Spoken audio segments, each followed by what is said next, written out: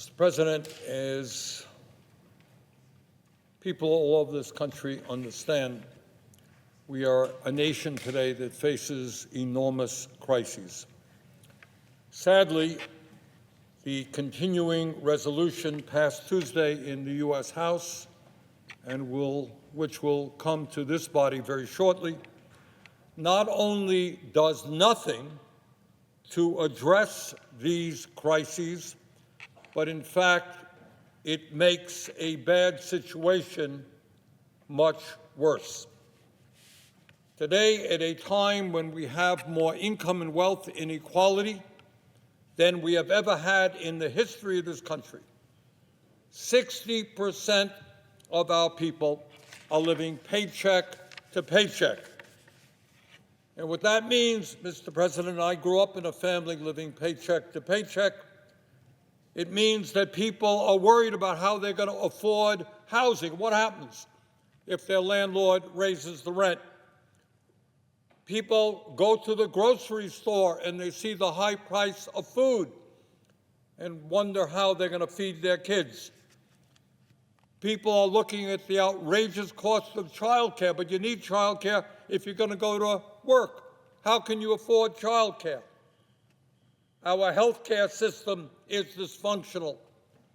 People worry about how they can afford health care if they are lucky enough to be able to find a doctor. That is the reality of what's going on in our country today. Rich are getting richer, working people are struggling, and 800,000 Americans are sleeping out in the streets. So given that reality, what does this bill do? The bill written by the right-wing extremists in the House of Representatives without any bipartisan discussion at all. What does this bill do? Well, let me count the ways that it makes the financial struggles of working people even more difficult than they are today.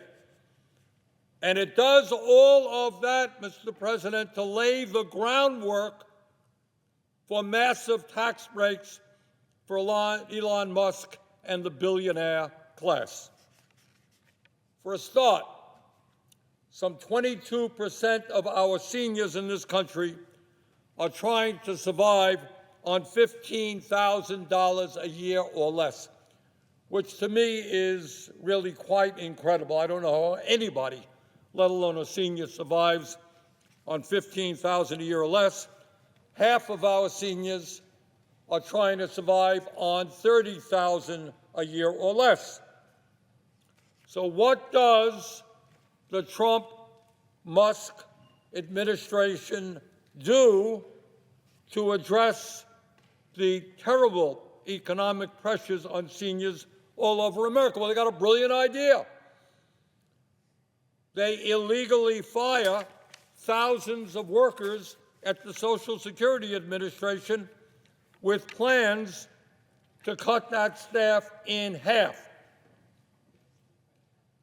Mr. President, in America today, 30,000 people die each year waiting to receive their Social Security disability benefits because of a grossly understaffed and under-resourced Social Security Administration. My office, and I expect your office, and I expect every other office, gets calls every day from seniors saying, I'm having a problem with Social Security. I can't make contact with the Social Security people. They're not getting back to me. And that is because today they are understaffed.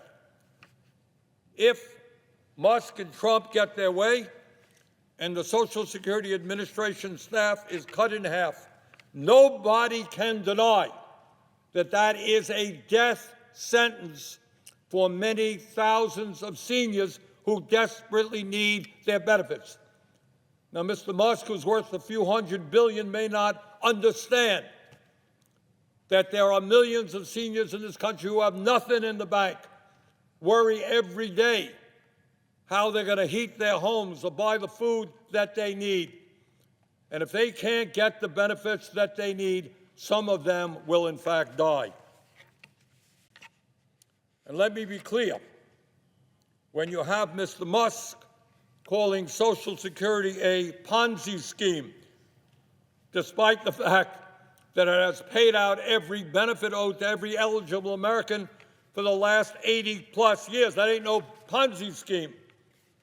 When you have the President of the United States coming before Congress and lying, outrageously lying, about millions of people who are 150 or 200 years of age receiving Social Security benefits, a total lie. Everybody should understand what's going on. Trump and Musk are laying the groundwork for dismantling the most successful federal program in history, Social Security, a program that keeps over 27 million Americans out of poverty. And by the way, just to set the record straight, over 95%, over 99% of the more than 70 million Social Security checks that go out each month are going to people who earned those benefits. Over 99%, people 150 or 500 years of age are not getting Social Security checks. But this continuing resolution passed in the House is not just a vicious attack on Social Security. It is an attack on the veterans of our nation, the men and women who put their lives on the line to defend our country. While we made some progress under the Biden administration in improving veterans' health care, the truth is that the VA has remained significantly understaffed.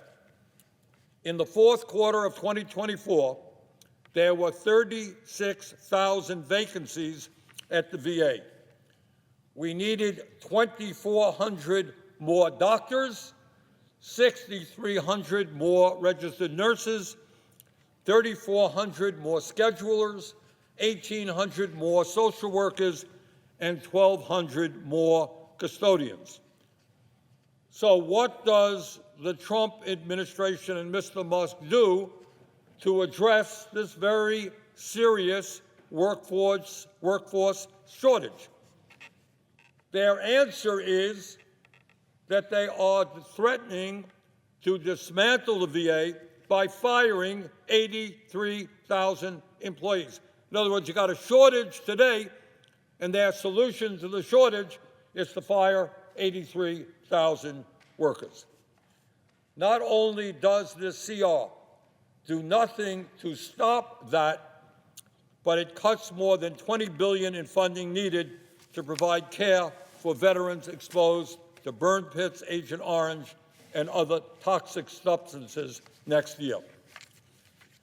Mr. President, pathetically, our nation, the richest country on earth, has the highest rate of childhood poverty of almost any major country on the planet, and that is often reflected in the crises facing many public schools today. Throughout America, children are coming into school hungry. Kids are coming into school with serious mental issues. Kids are coming into school from dysfunctional families often dealing with drug abuse. And what is the Trump-Musk administration doing about that crisis? Well, their response was interesting. Just the other day, they fired half of the staff at the Department of Education. That means that it will be far harder to administer the Title I program that helps 26 million low-income kids get the education they need and pays the salaries of some 180,000 public school teachers throughout the country. So how does a school in a working-class community survive if you don't get the funds to pay the teachers? Further, it means that it will be far harder to administer the Individuals with Disabilities Education Act, the IDEA, that provides vital resources for 7.5 million kids with disabilities. We have made progress in a bipartisan way over the last number of years to say to families that if your kid has a disability, that kid can still go to a public school. There will be services available for that kid. But when you cut the Department of Education staff here in Washington in half, that is going to be extremely difficult to do. And it means that it will be far harder for some 7 million low-income and working-class students to get the Pell Grants they need to get a higher education. In fact, just hours after the Department of Education laid off half of its staff, the website for the free application for federal student aid that working families use to apply for Pell Grants and other financial institutions crashed. Fired workers, the website crashed, people who are applying for Pell Grants. This CR that we will be looking at perhaps tomorrow gives the Trump administration the green light to make these horrific cuts to education. And it's not just education. Mr. President, we have a major health care crisis in our country. Despite spending twice as much per capita on health care as the people of any other major country, 85 million Americans are uninsured or underinsured. Over 500,000 of our people go bankrupt because of medically related debt. Over 60,000 people die each year because they can't afford to get to a doctor on time. And our life expectancy is not only lower than almost any other major country, it is a system in which working class and low-income Americans die 7 years younger than wealthier Americans. So you got a crisis. People can't find a doctor. People are going bankrupt because of health care bills. And what does this CR do? Well, at a time when, in particular, our primary health care system is completely broken, when we don't have enough doctors or nurses or dentists or mental health counselors, this proposal cuts community health center funding by 3.2%, cuts the National Health Service Corps by over 5%, and cuts funding for teaching health centers, a program which helps train doctors in rural and underserved areas, by almost 13%. So in the midst of a horrific primary health care crisis in Vermont and all over rural America, this proposal will make it that much harder for people to get the health care that they desperately need. But it's not just health care. Everybody in this country, from Vermont to Los Angeles, understands we have a major housing crisis. And it's not just all of the homelessness we are seeing. Over 20 million of our people, incredibly, spend more than 50% of their limited income on housing. How in God's name do you pay for anything else? How do you buy food? How do you take care of health care if you're spending 50% or more for your housing? So, how does this CR address the housing crisis? Well, it does it by cutting rental assistance for low-income families in America by $700 million, which could lead to more than 32,000 families in our country being evicted from their homes. Well, that is a heck of a solution to the housing crisis. You make it much worse. But it's not just housing. I know that the president might disagree. He thinks that climate change is a hoax. The whole scientific community understands that it is an existential threat. They understand that the last 10 years have been the warmest ever recorded, and extreme weather disturbances and natural disasters have been taking place all over the world, from California to India, across Europe to North Carolina.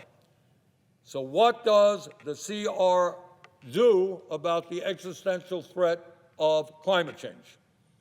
It does not even specify funding levels within the Environmental Protection Agency. In other words, the administration could simply eliminate funding for climate change and environmental justice, and that would be consistent with this CR. And on top of all of this, the administration is already indicating that they will simply ignore the provisions of the spending bill they don't like. This week, it was reported that Vice President J.D. Vance said to the Senate Republican caucus, quote, "I want everyone to vote yes.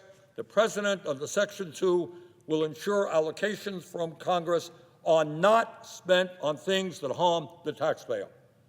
There's so much grift in Washington. Let's move the CR, get to reconciliation, and for Congress to pass appropriations." End of quote. In other words, what Vance is saying is, don't worry about what's actually in the bill. The Trump administration doesn't like it. They won't do it. And let's be clear.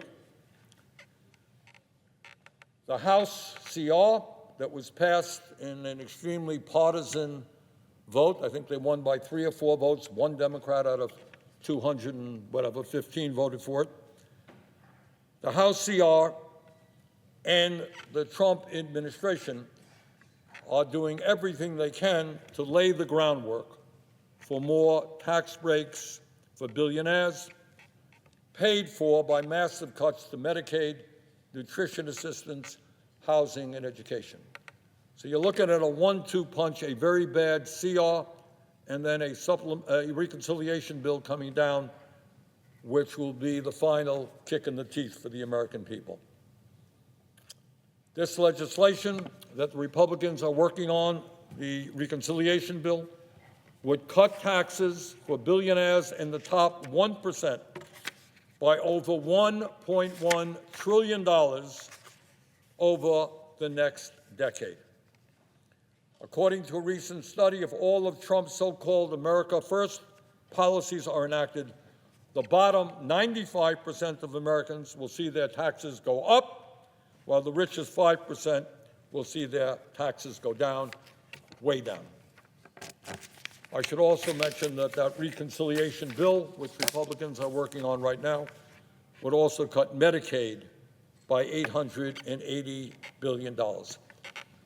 Tax breaks for billionaires, throwing low-income kids off of health care, decimating nursing homes all over America, because nursing homes receive 2/3 of their funding from Medicaid, making it harder for community health centers to survive, who provide health care to 32 million Americans, because 43% of their revenue comes from Medicaid.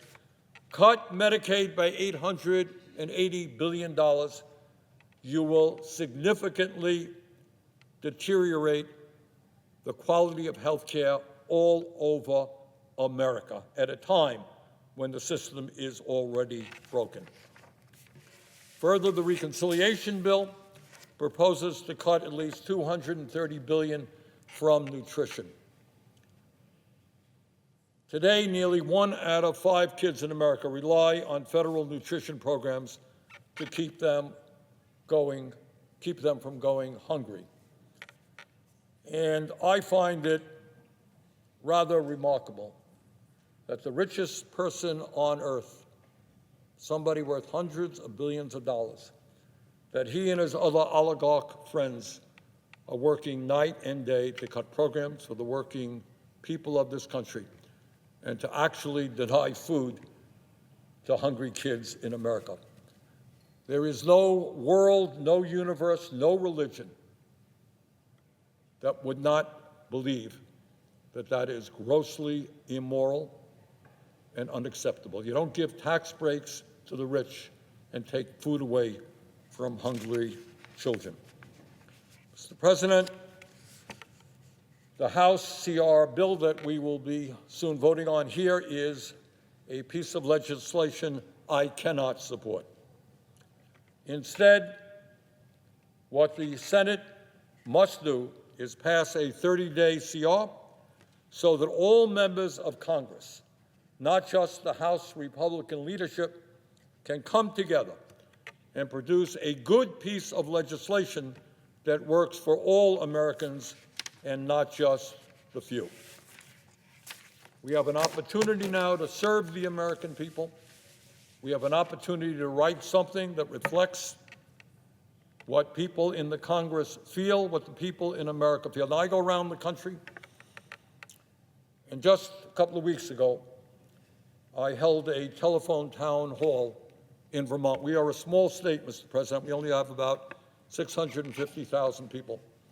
And yet on that telephone town hall, there was some 34,000 people listening in. It is a significant percentage of a small state. I have been in many parts of the country recently. I have been in Iowa. I have been in Wisconsin. I have been in Nebraska. I've been in Michigan. And what I can tell you with absolute certainty is whether people are conservative, whether they're Republican, whether they're progressive, whether they're moderate, independent, whatever they may be, there are very few people in this country who think we should give $1 trillion in tax breaks to the rich and cut back on Medicaid, education, and nutritional programs for hungry children. So, Mr. President, what I strongly propose is that we pass a 30-day CR, that we do what has always been the case here in the Senate, have both parties work together to come up with a good piece of legislation. And with that, Mr. President, I yield the floor.